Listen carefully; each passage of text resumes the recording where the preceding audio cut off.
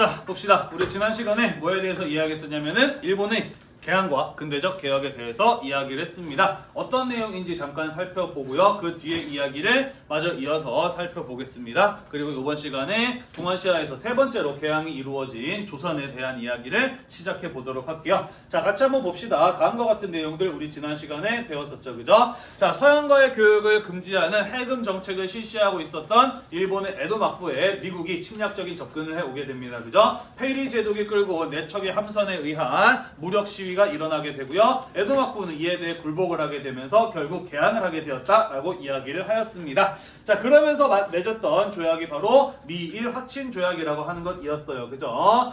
두 개 항구를 개항하고 미국 선박에 대한 지원이라든지 최애국 대화 같은 내용들이 들어가 있는 개항 조약이었다라고 이야기를 했습니다. 이후에 미국과의 협상을 통해서 무역의 조건을 결정한 미일 수호 통상 조약이라고 하는 것이 체결되면서 본격적으로 일본의 문이 열리게 되었다라고 이야기를 하였고요. 4개 항에 대한 추가 개항과 협정 관세, 영사 재판권 같은 내용들이 들어있었다라고 이야기를 했습니다. 모두 불평등 조약에 해당했다. 그래서 일본도 청과 마찬가지로 불평등 조약에 의해서 서양에게 강제로 개항을 당하는 이런 결과가 나타나게 되었다라고 이야기를 하였어요.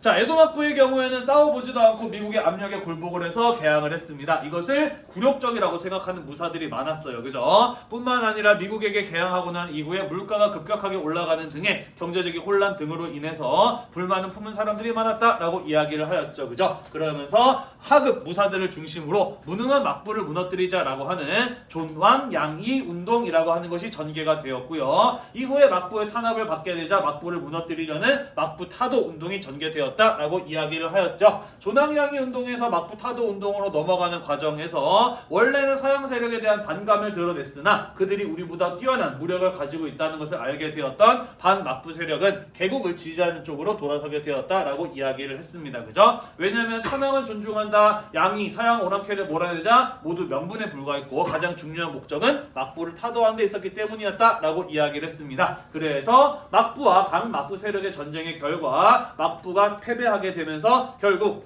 에도 막부는 붕괴에 이르렀고요. 천황에게 통치권을 반환한 왕정 복고, 대정 봉환이 이루어지면서 새로운 정부가 세워지게 되었으니 우리는 이 사건을 일컬어 메이지 유신이라고 한다라고 배웠었죠. 그죠?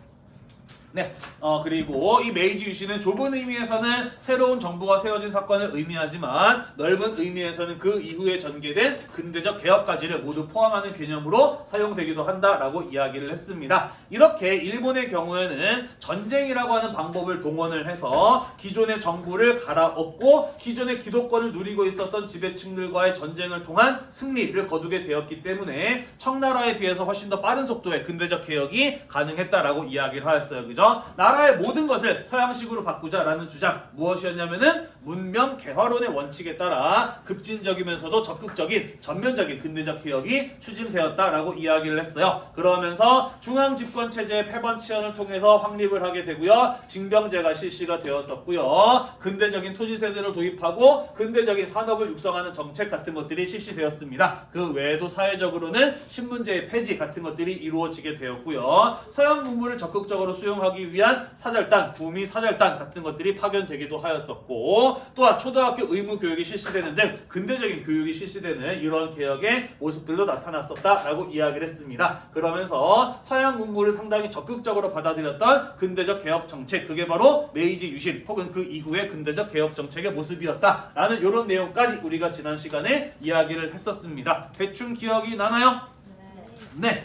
자, 이 변화의 속도가 워낙 빨랐기 때문에 일본 사람들도 적응하기가 어려웠다, 힘들었다라고 이야기를 했어요. 그죠? 자, 그로 인해서 어떤 일들이 벌어지게 되었는지 마저 이어서 좀 살펴보도록 하겠습니다. 같이 한번 봅시다. 네. 자, 메이지 유신 이후의 근대적 개혁은 상당히 그 속도가 빠른 급진적 개혁이었다라고 이야기를 하였어요. 그죠? 자, 그러면서 사회가 변화하는 속도도 굉장히 빨랐기 때문에 이 일본인들의 경우에는 이러한 변화에 적응하는데 상당히 큰 어려움을 겪었다라고 이야기를 하였습니다. 특히 어떤 사람들이 그러하였느냐? 무사나 농민 출신의 사람들이 더욱더 그러했어요. 왜냐면은 신분제가 폐지되면서 무사의 경우에는 그 전에 일본 사회를 지배하는 지배층이었었는데 그들의 기존의 특권을 전부 다 잃어버리게 된 거 아닙니까? 그죠? 그 상실감이 무척이나 컸을 겁니다. 다시 한번 자기가 일본 사회를 주도하는 사람이 되고 싶은 그런 욕망을 가졌을 것이에요. 그죠? 뿐만 아니라 근대적인 산업이 육성이 되면서 기존에 농사짓던 땅을 갈아엎고 그 위에 공장이 세워지는 이런 어떤 급격한 산업상의 변화 같은 것들이 일어났단 말이죠. 그러다 보니까 평생 동안 집안 대대로 농사를 지으면서 먹고 살아왔던 농민들, 이런 사람들도 이러한 급격한 사회 변화에 제대로 적응하기 힘들었어요. 그러면서 그들의 생활이 불안정해지는 등 이런 어떤 불만 요소들이 나타나게 되었다라는 것이 되겠습니다. 자, 한편 그래서 이러한 사람들이 일본 사회의 변화를 촉구하는 움직임을 나타나게 된다라는 것이고요. 한편 일본의 경우에는 산업화가 시작이 되면서 어떤 것이 필요해지게 되었느냐? 지난번에 이야기했죠. 그죠? 근대라고 하는 시대에서 가장 중요한 키워드를 그 두 가지 꼽아보라고 한다면 산업혁명과 제국주의라고 이야기를 했어요. 그죠? 자국 산업의 지속적 발전을 위해서는 계속해서 싼 값의 원료를 확보할 필요가 있었고, 그렇게 만들어낸 상품을 판매할 시장이 있어야 됐다라고 이야기를 했습니다. 그죠? 그것은 일본 역시 마찬가지였다. 지속적인 산업 발전을 위해서는 원료와 시장을 구할 수 있는 식민지를 필요로 하는 상황이 마찬가지로 나타나게 되었다라는 것이죠. 자, 그러면서 신분제의 폐지로 인해서 몰락했던 무사 출신의 사람들을 중심으로 어떤 주장이 나오기 시작하냐면요, 정한론이라고 하는 주장이 나오기 시작을 합니다. 정한론이라고 하는 것은 무엇이냐? 한반도를 정벌하자라는 주장이에요. 다시 말해서 한반도를 일본의 식민지로 만들자라는 주장이었던 것이죠. 자, 왜 몰락한 무사들을 중심으로 이런 주장이 나오게 되었느냐? 그들이 다시 주목받을 수 있는, 활약할 수 있는 최고의 기회는 뭔가요? 전쟁이죠. 그죠? 전쟁이 필요했던 것이죠. 그러면서 우리 산업 발전을 위한 식민지 필요하지 않느냐? 전쟁하자라는 이런 주장들이 몰락한 무사들을 중심으로 나타나게 되었던 것이에요. 이해가 되시죠? 자, 하지만 메이지 정부의 대답은 어떠했느냐? 필요한 일이긴 한데 아직까지 우리나라가 다른 강대국들이랑 싸워서 이기기는 조금 이르다. 좀 더 준비가 필요하다라고 해서 정한론이 기각이 됩니다. 물론 나중에 시행이 되잖아요. 그죠? 하지만 일단은 기각이 돼요. 자, 그러자 이 전쟁을 자신들이 활약할 수 있는 절호의 기회로 생각했던 무사들은 이에 대해서 불만을 품고 반란을 일으킵니다. 그러면서 다시 한번 일본 내에서 내전이 벌어지게 되는데 그게 바로 이른바 서남전쟁, 일본어로는 세이난 전쟁이라고 하는 사건이었어요. 물론 우리 교과서에서는 안 나옵니다만은 일본사에서는 굉장히 중요한 사건으로 다루고 있는 것이기는 해요. 사이고 다카모리라고 하는 몰락한 무사들의 존경을 받는 이 보수적인 무사를 중심으로 한 무사들이 반정부 반란을 일으켰습니다. 이것은 메이지 유신으로 특권을 상실했던 무사들이 벌였던 최대의 그리고 최후의 반란이었던 사건이었고요. 이들의 경우는 사실 사무라이로서의 어떤 자존심 이런 거 있었기 때문에 근대적인 무기보다는 전통적인 무기를 사용하는 것을 좀 더 선호했던 사람들이고요. 메이지 정부군이 가지고 있었던 우수한 무기와 대결을 벌였을 때 패하게 됩니다. 자, 그러면서 이 정한론은 일단은 좌절이 되었다라는 것이고 서남 전쟁도 끝이 나게 되었다라는 이야기가 되겠습니다. 대충 이해가 되시죠? 네. 자, 그래서 이런 어떤 무력을 동원한 급격한 메이지 유신 이후의 사회 변화를 멈추는 것이 실패한 무사 세력들, 그리고 이러한 급격한 변화에 대해서 불만을 가지고 있었던 농민들을 중심으로 다른 방식으로 이 메이지 정부의 급격한 일방적인 사회 변화 근대화에 대해서 제동을 걸려는 움직임이 나타나게 됩니다. 그게 바로 무엇이냐면 이른바 1870년대부터 전개된 자유민권 운동이라고 하는 것이에요.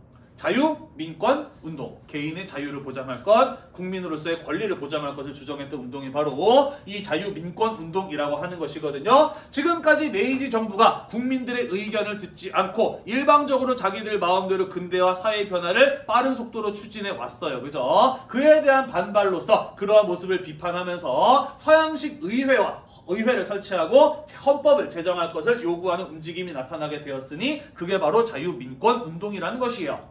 의회가 뭐 하는 곳이지? 법을 만드는 곳이죠. 그죠? 누가 만들지? 의원들이 만들죠. 그죠? 그럼 의원은 누가 뽑죠?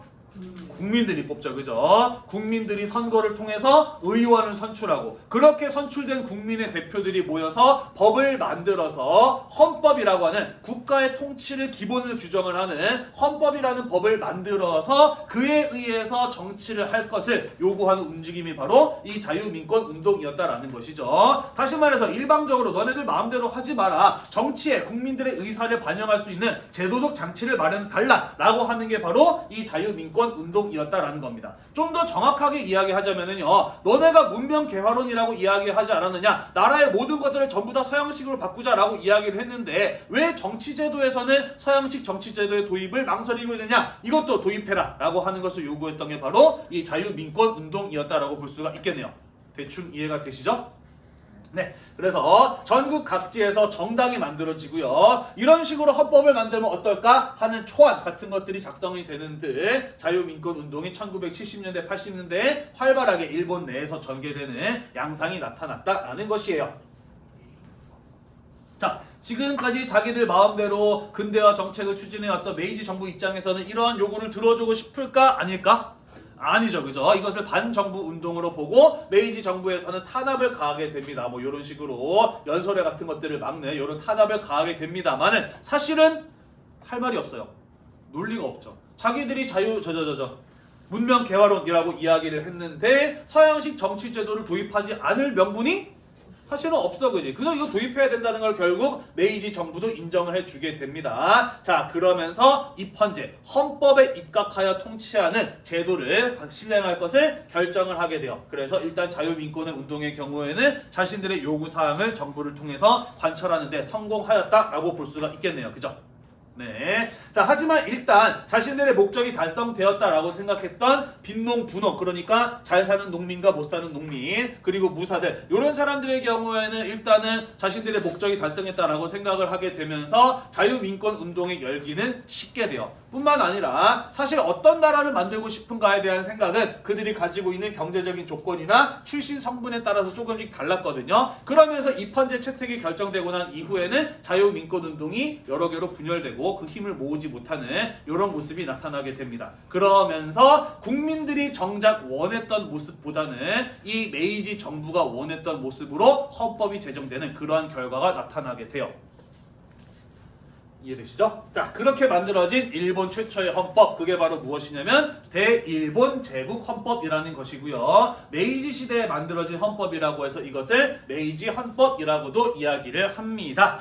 자, 우리 지난 시간에 이런 이야기 했어요. 이와쿠라 사절단에 함께 동참했었던 이토 부미 같은 경우에는 우리에게는 이 식민지화를 앞당겼던 나쁜 놈으로 인식이 되어 있지만 일본 사람들에게는 근대화를 추진했던 사람 가운데 하나로 존경받는 인물이다라고 이야기를 했잖아요. 그죠? 메이지 정부에서 입헌제 채택이 결정이 되었을 때 이 이토 부미의 경우에는 유럽 각국의 헌법이 어떤 식으로 구성되어 있는지를 조사합니다. 그리고 그것들 가운데 일본 헌법의 모델로 삼을 만한 것이 무엇인가를 찾아봐요. 그리고 그렇게 선택된 게 무엇이었냐면은 바로 독일식 헌법이었습니다. 왜냐면 독일은 이때까지만 해도 아직까지 황제 지배체제 국가였고요. 황제 카이저의 마땅한 권한을 그대로 살리면서 국민들과 일정 부분 타협을 한 그런 황제권 중심의 헌법을 갖춘 나라가 바로 이 독일이었거든요. 그렇기 때문에 천황을 중심으로 한 메이지 정부 역시 이 헌법이 일본에 적합한 헌법이라는 판단이 들었던 겁니다.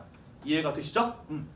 자, 그래서 이 헌법이 독일 헌법을 참고해서 만든 대일본 제국 헌법이 만들어지게 되면서 일본은 입헌제 국가의 제도적 기반을 마련하게 되었다라는 것이고요. 그 다음에 선거를 실시해서 의회를 구성하는 데까지 이어지게 되었다라는 것입니다. 자, 그러면서 일본은 입헌군주제 국가가 되었다라는 것이고요. 이 메이지 헌법의 내용을 살펴보자면 입헌군주제의 내용을 담고 있다라는 이야기가 되겠습니다. 자, 입헌군주제라고 하는 게 무엇이냐? 대충은 알죠? 뭔가요? 입헌군주제? 왕이 있지만 정치에 관여를 할 수도 있죠. 하되 그렇죠. 국가의 통치의 기본 원리를 규정한 무엇에 맞춰서 헌법에 따라서 통치를 해야 되는 게 입헌군주제라고 하는 것이죠. 뭐 간혹 나오니까 간단하게 설명해 보자면은 크게 뭐 이런 식으로 구분해 볼 수가 있겠네요. 전제군주제라고 하는 개념이 있어요. 들어본 적 있나요? 전제군주제 무엇인가요? 왕이나 황제가 존재하고 그들이 절대적인 권력을 소유하고 행사하는 것, 모든 국가의 권력을 왕이나 황제가 소유하고 있는 정치 형태를 가지고 우리는 전제군주제라고 이야기를 합니다. 이와 정반대되는 개념이 무엇인가요?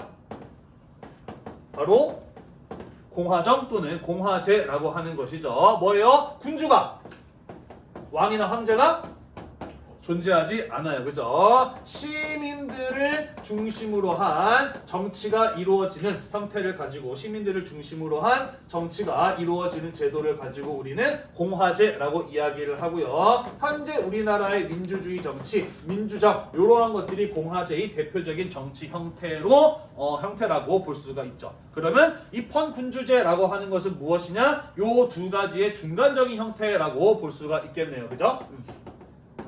입헌군주제라고 하는 것은 무엇을 말하는 것이냐? 뭐 헌법이 만들어지는 과정은 여러 가지가 있을 수 있어요. 황제가 헌법을 만들 수 있고 아니면 국민들이 만들 수 있는데, 일반적으로는 국민들이 선거를 통해서 법을 만들 의원들을 선출하게 되고, 그 선출된 의원들을 중심으로 의회를 구성을 하게 되죠. 그죠? 자, 그래서 의회를 구성을 해서 거기서 뭐가 만들어지게 되는 것이냐? 헌법과 법률이 만들어지게 되는 거죠. 그죠? 여기까지 카메라에 지금 찍히고 있나? 어디까지 찍히지? 여기? 칠판이 잘 안 나와요. 아니요. 칠판이 잘 안 나와요? 네. 안 보여요. 군주까지 공화제에서 군주까지. 아예 여기까지 찍힌다고? 아 그렇군. 컷? 아니 컷은 좀 그렇고. 네. 이 정도면 되겠지. 네, 이렇게 되는 거죠, 그죠? 그렇게 해서 헌법을 만들고, 그리고 왕이나 황제, 군주는 존재하고 있습니다, 그죠? 하지만 군주라고 할지라도 무엇에 입각하여? 헌법에 따라, 그죠? 헌법에 따라서 국가를 통치하는 제도를 일컬어 우리는 입헌군주제라고 이야기를 하죠. 자, 그래서 일본의 경우에는 이 대일본 제국 헌법이 만들어지게 되면서 입헌군주제 국가가 되었다라는 것이에요.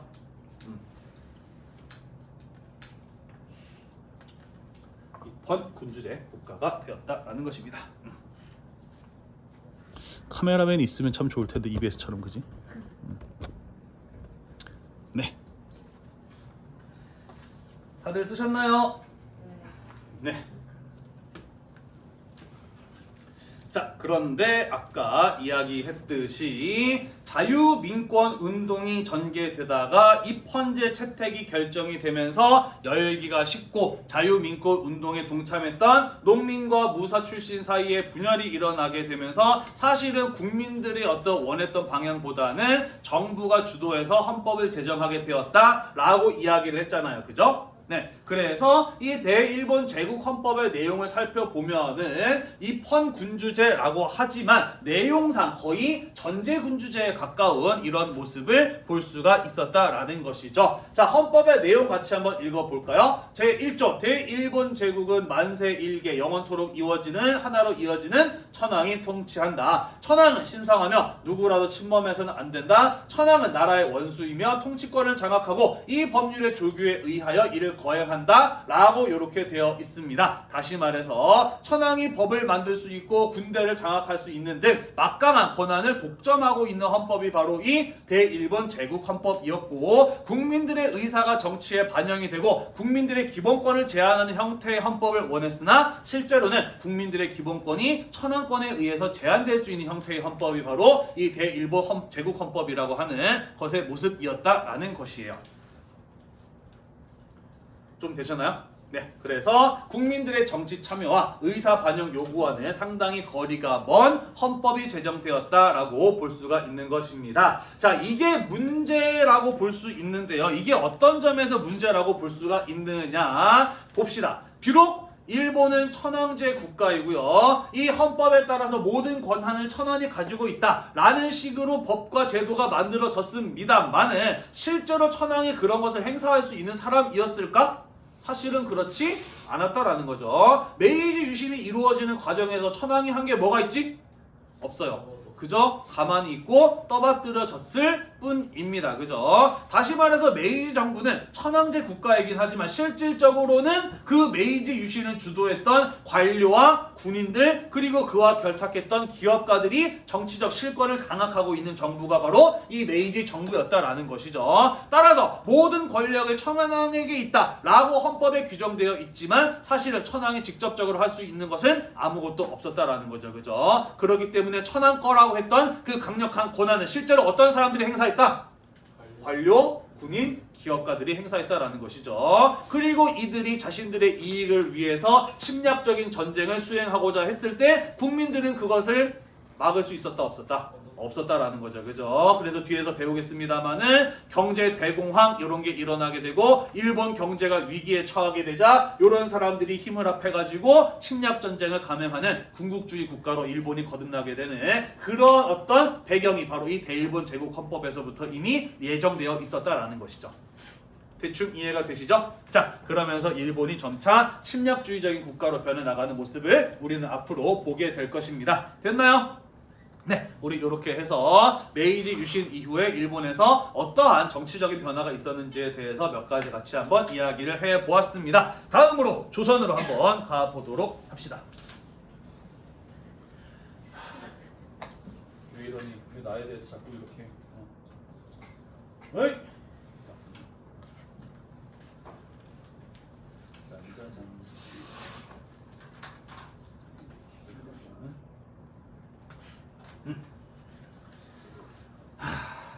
수업이 너무 빠르거나 그러지 않지?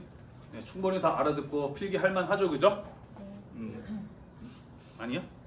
할 만하죠, 그죠? 네, 귀가 있고 이해할 의지가 있는 사람이라고 한다면 누구나 이해할 수 있을 것이라고 생각을 합니다. 뭘 하길래 그렇게 담요로 내 눈을 가리고 이렇게 있을까? 요즘 너의 행동 하나하나가 마음에 안 들어. 학교도 늦게 오고 자꾸 눈에 띄네 저 사람. 녹화 중만 아니었으면 박살을 냈을 텐데. 자, 봅시다. 조선의 개항과 개화 정책에 대해서 이야기를 하고요. 그 다음에 잠깐 베트남에 대한 이야기도 할 예정입니다. 자, 사실 이 부분 별로 어렵지 않을 거라고 생각을 하는데 의외로 좀 어려워하더라고. 작년에 한국사 공부를 열심히 안 했나 보지? 네, 작년에 배웠던 한국사의 주요 내용들이 거의 대부분 다 이 페이지에서 나오게 되거든요.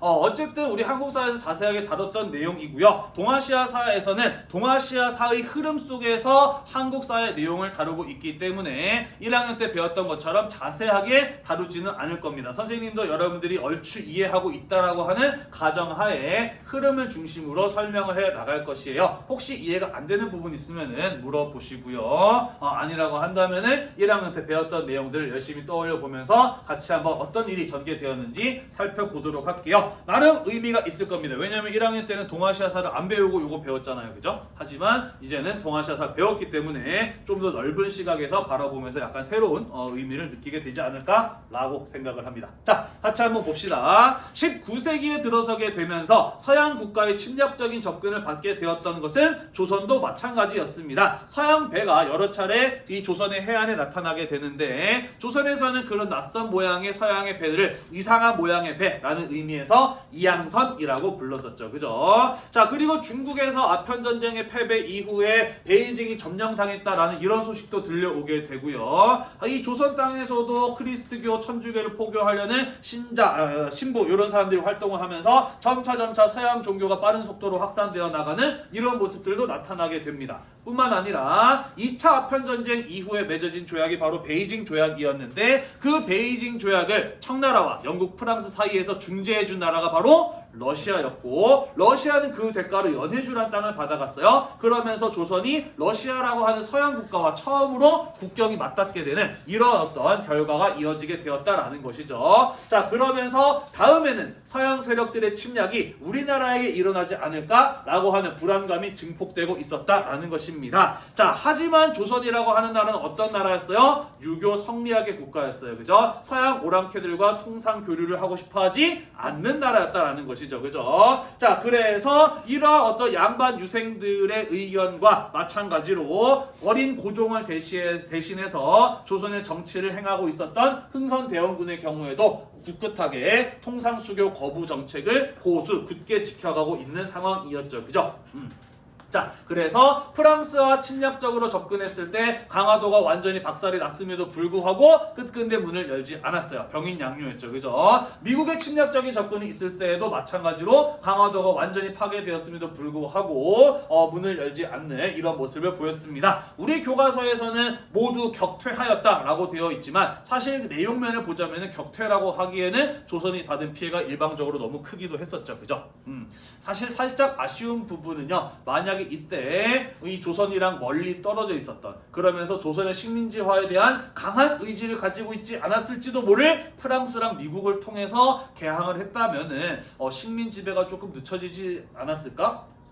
근대화가 좀 더 제대로 될 수 있지 않았을까 하는 이런 아쉬움이 남는 부분이기는 해요. 그래서 우리가 이제 1학년 때 뭐 그런 거 하지 않았나요? 흥선대원군의 통상수교 거부 정책이 옳았냐 옳지 않느냐 뭐 이런 거 수행평가를 하지 않았나요? 그랬죠, 그죠? 자, 어쨌든 이런 어떤 일들이 있었음에도 불구하고 우리는 절대로 서양 세력들과 통상 교류하지 않을 거야라고 하는 의지를 비석에 세워서 전국적으로 세웠죠, 그죠? 그게 바로 척화비의 건립이라고 하는 사건이었습니다. 자, 그러나 흥선대원군의 경우에는 아버지가 네, 뒤에서 자꾸 그렇게 핸드폰이랑 아이패드 이런 걸로 보면서 자꾸 낄낄 웃고 그러면 선생님 수업하는 굉장히 신경이 거슬려요. 그리고 혼자 보고 놀면 모르겠는데 주변 사람도 같이 공부하려는데 그런 거 보고 있으면 얼마나 보고 싶겠어. 졸려가지고 뒤에 서가지고 지금 나가서 공부하고 있는데 옆에서 보고 있으니까 자꾸 거기로 눈길이 가잖아. 공부 안 할 거면 혼자 안 하면 되지 왜 남의 공부까지 방해하고 있지? 뭐 하는 거야? 하지 마요. 뭔 얘기하다가. 네. 흥선대원군은 왕의 나이가 어려서 정치를 대신하였던 것이에요. 그죠? 다시 말해서 고종이 성인이 된 순간 더 이상 정치를 할 명분이 없는 사람이었죠. 그죠? 자, 하지만 흥선대원군은 사실 아들한테 권력을 넘겨줄 생각이 딱히 없었습니다. 그죠? 자, 그래서 고종의 경우에는 자기의 와이프 누구인가요? 민비 또는 명성황후 그의 가족들과 힘을 합해서 흥선대원군을 정치의 일선에서 물러나게 하죠. 그죠? 그리고 고종은 자기 와이프의 가족들 민씨 일파를 자신의 측근 세력으로 삼아서 정치를 해 나가게 되는 것이고 그러면서 고종이 직접 정치를 하게 된 친정 이후에는 민씨 일파들이 조선의 권력을 장악하고 정치를 주도해 나가는 상황이 벌어지게 되는데 이들 고종과 민씨 일파의 경우에는 흥선대원군과는 달리 서양 문물에 대한 관심이 많은 사람들이었고 대외 통상에 대해서 찬성의 입장을 가지고 있는 사람들이었다라는 것이죠. 그래서 흥선대원군이 물러나고 고종이 직접 정치를 하게 되면서 대외 정책의 변화가 생겨나게 되었다. 이런 거 배운 기억나죠? 네, 뿐만 아니라 실학 중에서도 북학파 이런 사상으로부터 영향을 받았던 통상개화론자들 이런 사람들을 중심으로 우리도 늦기 전에 하루빨리 문을 열고 서양의 문물을 받아들여야 된다라는 이런 어떤 주장들이 나오게 되었다라는 것도 배웠을 것이에요. 그죠? 그래서 아마 한국사 시간에 이렇게 배우지 않았나요? 우리나라의 조선의 개항이 반드시 일본의 압력에 의해서 이루어진 것만은 아니다. 그죠? 나름 근대화를 살 생각을 가지고 있었고 누구를 통해서 근대화를 이룰까를 고민하던 때에 운요 사건이 일어나게 되었고 이것을 계기로 일본에게 개항을 하게 되었다라는 나는 그런 이야기를 했었죠. 그죠? 이런 씨. 네. 수업 그만하는 거 아니야? 닥쳐.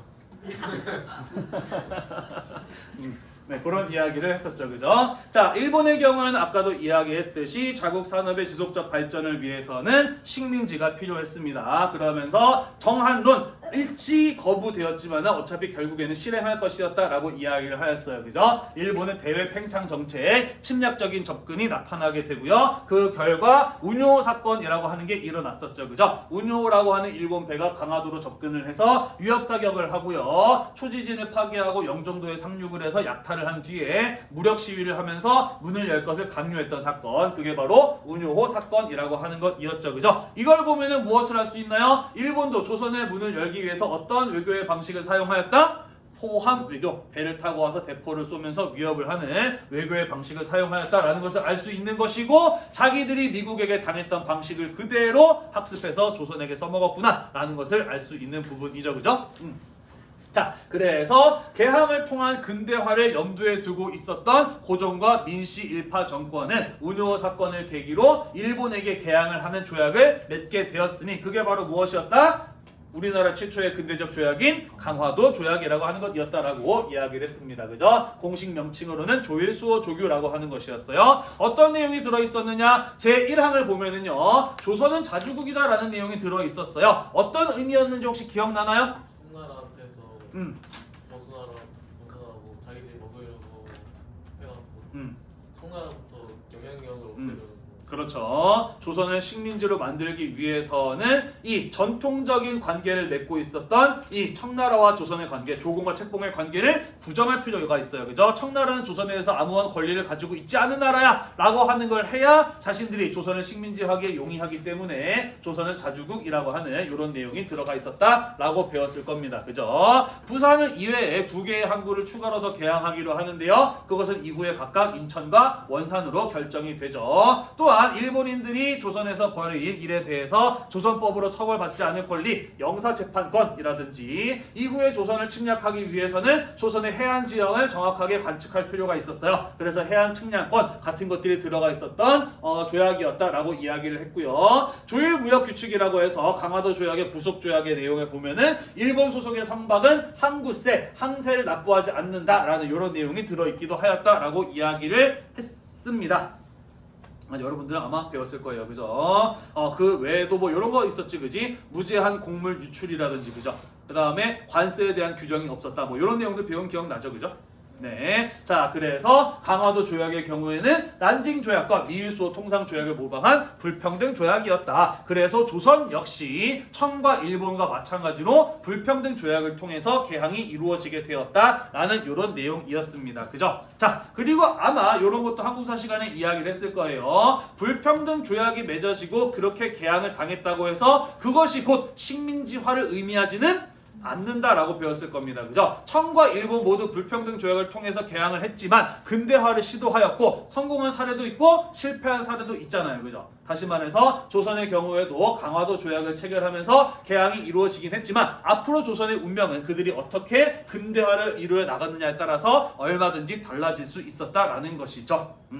그래서 선생님은 이번 연도에 1학년들 학생한테 한국사 수업을 하면서 이런 문제를 냈어요. 강화도 조약의 체결은 식민 지배의 시작이냐 근대화의 시작이냐라고 물어보는 이런 문제를 내기도 했습니다. 사실은 둘 다에 해당하긴 하죠.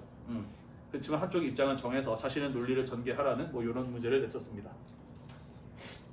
그리고 여러분들과 마찬가지로 챗 GPT를 써가지고 엉터리 답안을 작성한 애들도 정말 많았죠.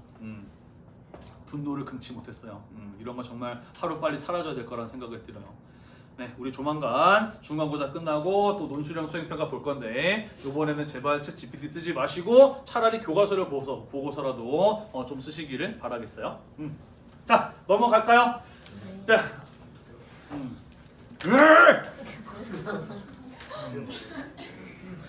자, 필기를 하시는 동안 설명 하나만 더 하고 이야기를 할게요. 사실 아까 이런 이야기 했죠. 프랑스랑 미국에 의해서 개항당했으면 어땠을까라는 생각을 잠깐 해봤잖아요. 그죠? 자, 일본의 경우에는 빠른 속도로 근대적 개혁을 해나갈 수 있었던 배경에 대해서 지난 시간에 이런 이야기를 살짝 했었습니다. 미국은 일본에서 멀리 떨어져 있는 나라였고 남북전쟁이 일어나서 국내 정치가 혼란했기 때문에 일본은 적극적으로 개입할 수 없어서 일본의 근대화가 잘 될 수 있었다. 뭐 이런 얘기도 했었잖아요. 그죠?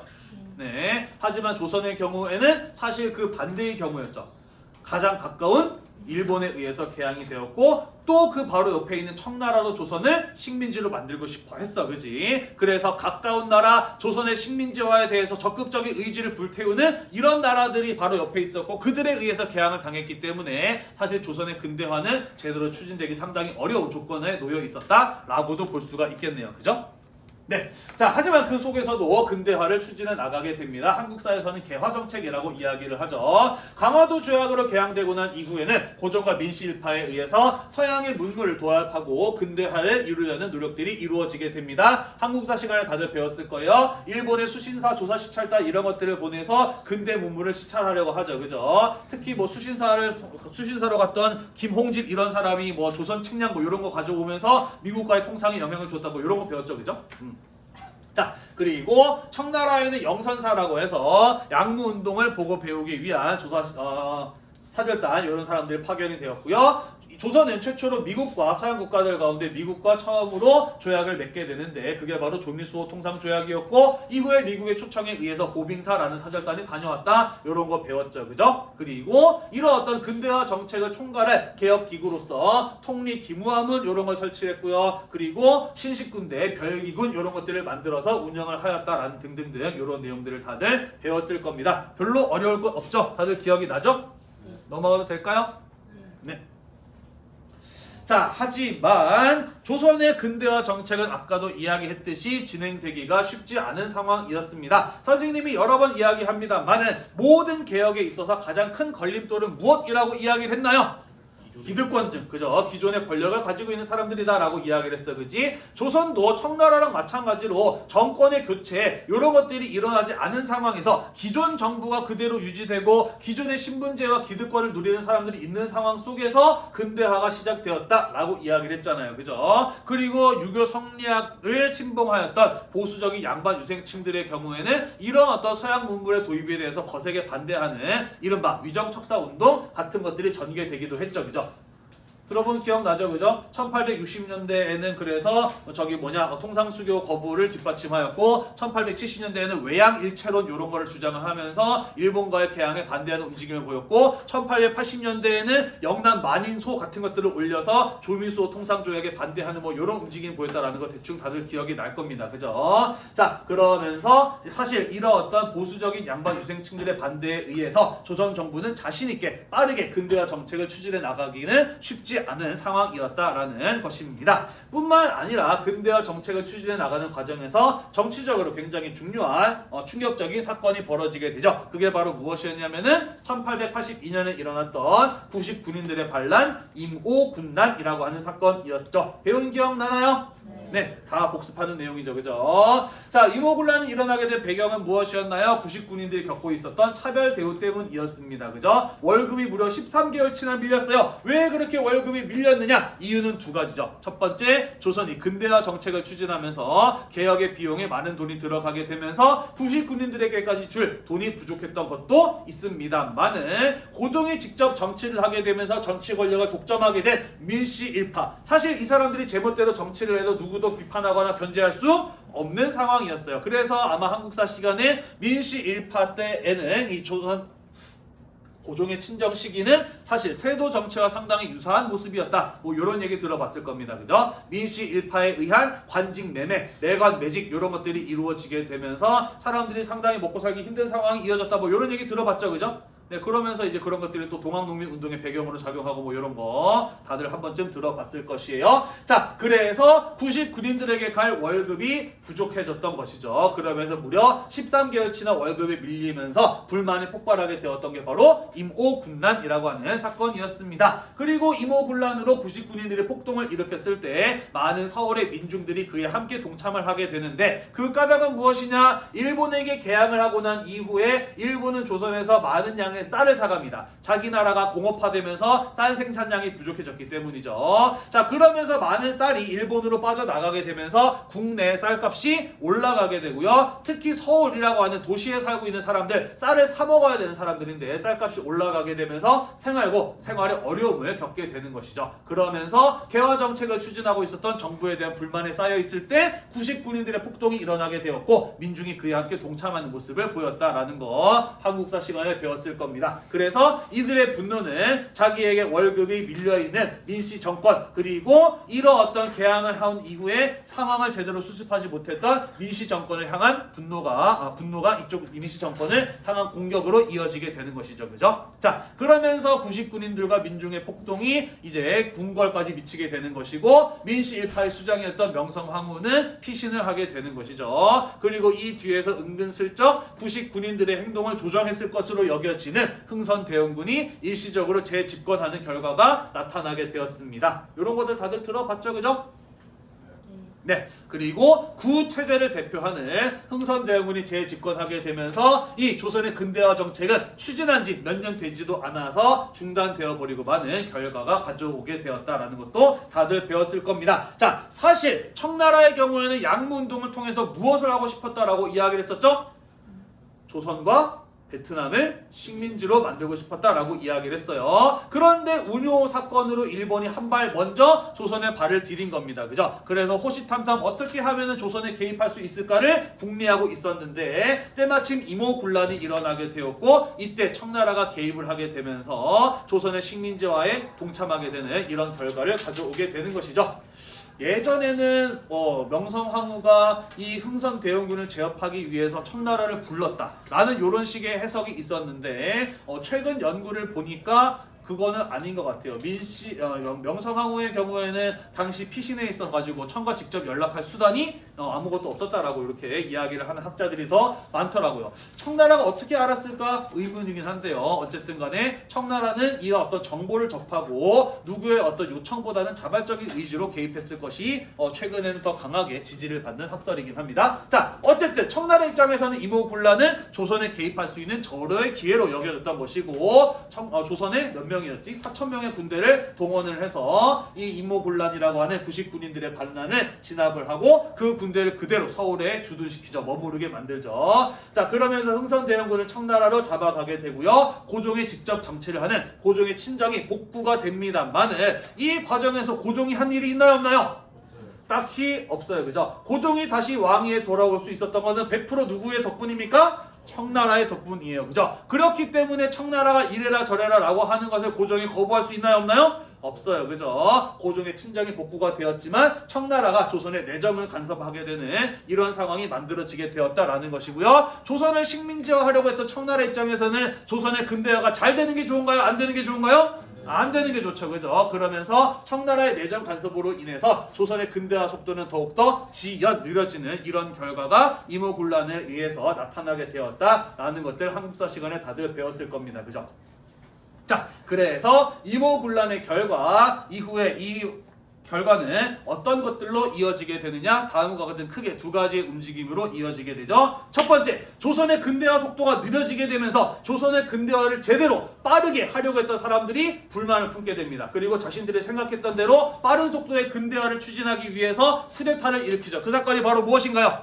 2년 뒤에 일어나게 되는 갑신정변이라고 하는 사건이죠. 그죠? 이런 것들이 일어나게 되고요. 한편 이모군란의 계기로 청나라가 조선에 개입하게 되면서 강화도 조약을 통해서 들어온 일본과 이모군란을 통해서 들어온 청나라 사이에 조선을 차지하기 위한 치열한 경쟁이 이때부터 시작이 되고요. 이것은 대략 한 10년 뒤에 무엇으로 이어지게 되나요?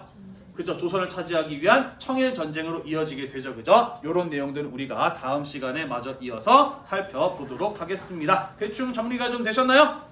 네, 오늘도 공부하느라 대단히 고생이 많으셨고요. 이 영상이 여러분들의 공부에 도움이 되셨다면 구독과 좋아요 잊지 말고 눌러주세요. 수고했습니다.